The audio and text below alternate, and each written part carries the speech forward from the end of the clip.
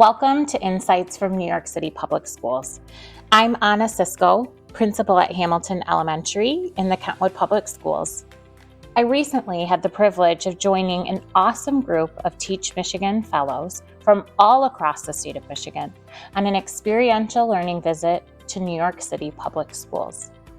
Together, we explored how New York City is using structure, systems, and strategies to build student agency and foster durable skills. The schools that hosted our visits were so incredibly welcoming. One of our host schools, MS 267, even had a cheer team greet us when we arrived. Today, we're diving deep into what we saw, what stood out, and what we can learn from their work. Joining me today is Rita Polad, a multilingual learner instructional coach in my district and one of the incredible partners on this journey. Thank you so much for being here today. Hi, thanks for having me. I'm really excited to unpack this experience with you. Okay, so to set the scene and give you a little context, New York City Public Schools is a massive system. It has 1,600 schools, about 350,000 employees, and it serves over 1 million students. With that kind of scale, it's pretty amazing to see the depth of innovation happening. So let's start with some big picture impressions. What was one of the most powerful things that you noticed about how New York City schools are structured to support equity and student agency? Yeah. One thing that really stood out for me was how foundational elements like language and community are intentionally built into school designs. PS 94, for example, offers dual language programs in Spanish, Arabic, and Chinese. And even their English instruction classrooms are so linguistically rich because the students themselves bring multiple languages to the table. As a multilingual instructional coach in our district, our very diverse district, that must have really resonated with you. Oh, yeah. Language development in the New York City schools that we visited is definitely a high priority. Multilingualism isn't just accommodated, but it's celebrated. Hallways and classrooms are adorned with labels, anchor charts, student work in multiple languages, and that sends a clear message that every student's linguistic and cultural identity is truly valued. In the classrooms we visited, we saw scaffolds for both conversational and academic language, and there were word walls with visuals, bilingual glossaries, color-coded sentence frames. All of those elements empower students to engage confidently and meaningfully with their peers. Yes, that's awesome. And they were also really intentional about collaboration too. They have one ELA coach per grade level who's dually certified to support instruction across all 3 languages. That is a huge strategic structure that supports teachers and students. And then also beyond academics, PS 94 functions like a true community hub. Rita, could you share some more about what they offer? Yeah, it's really incredible. They provide resources like a food pantry categorized by need, a mental health clinic, dental services, English and mental health classes for parents, a knitting social group. That is run by a real social worker. Right?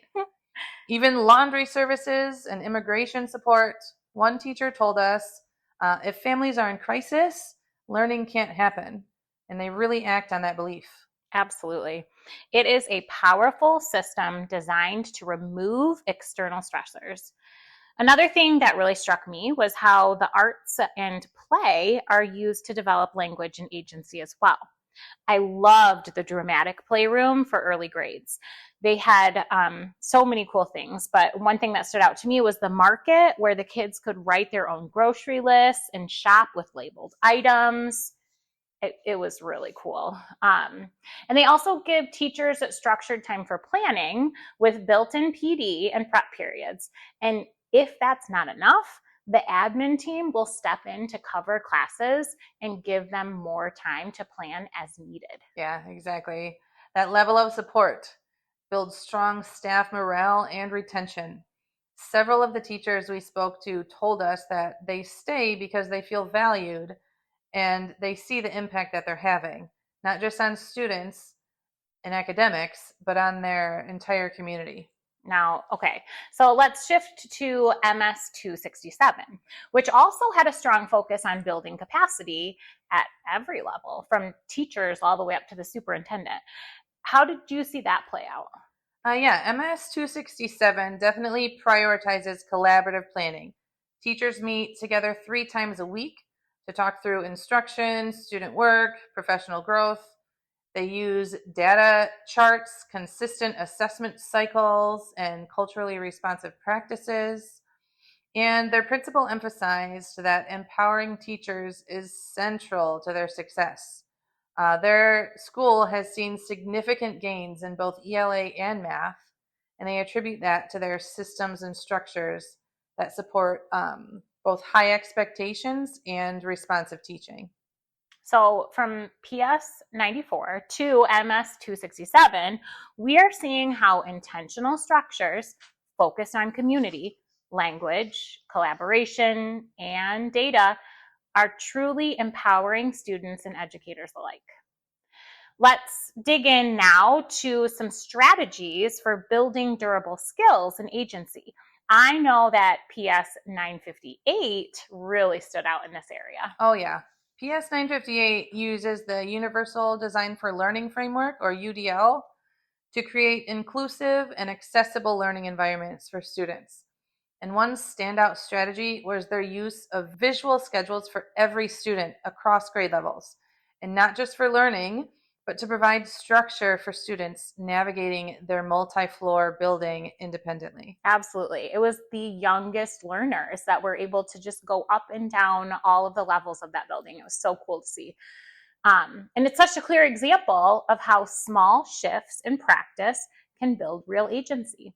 Students are taking ownership of their routines and their spaces. Okay, now let's shift over to the Brooklyn STEAM Center.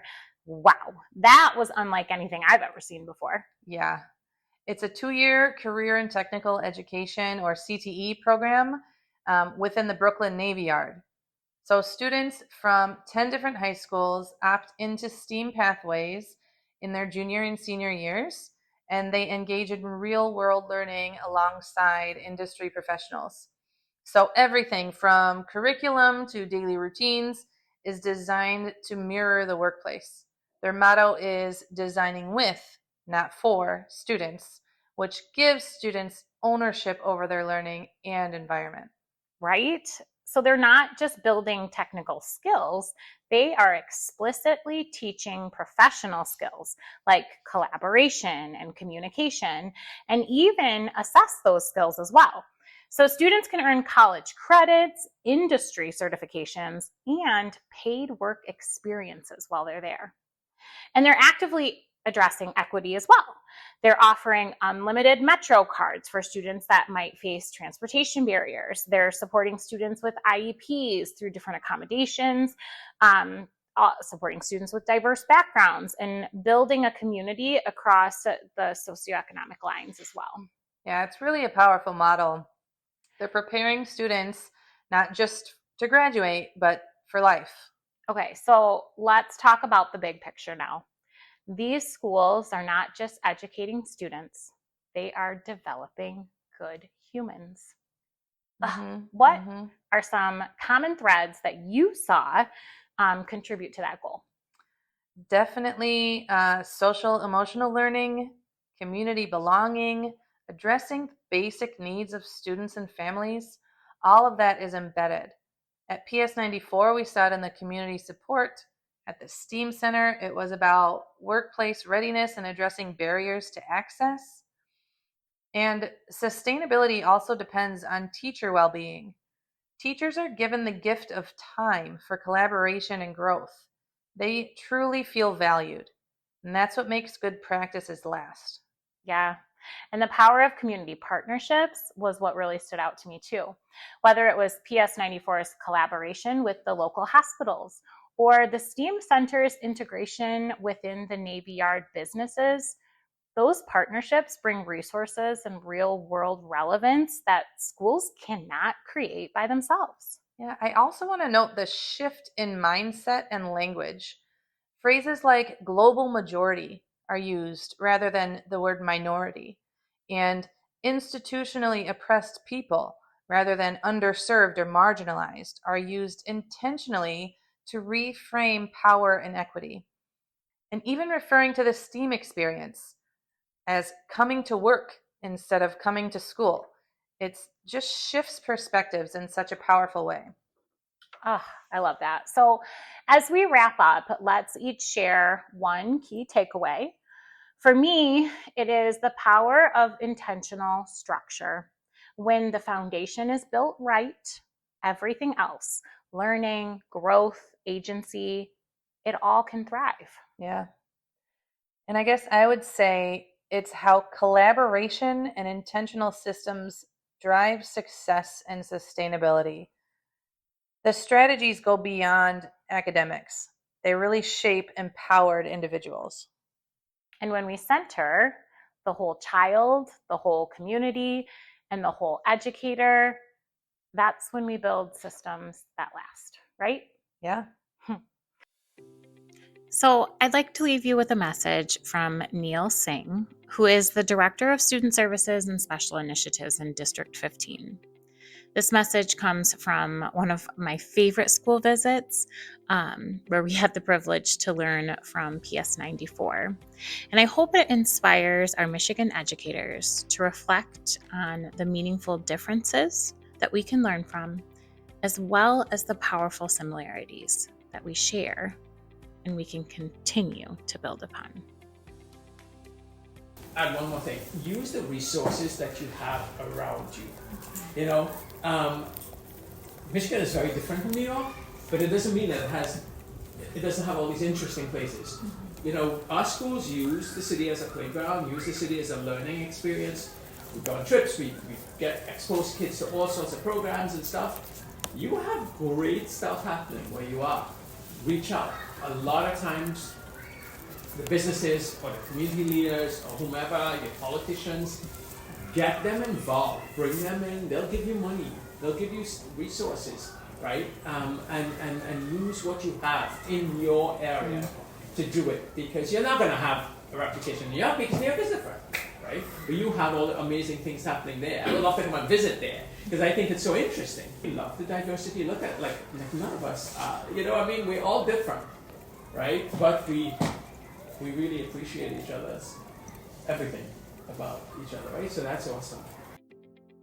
New York City Public Schools use a lot of the resources and systems already available to them, whether through holistic support models, collaborative staff cultures, experiential learning, or the integration of the arts.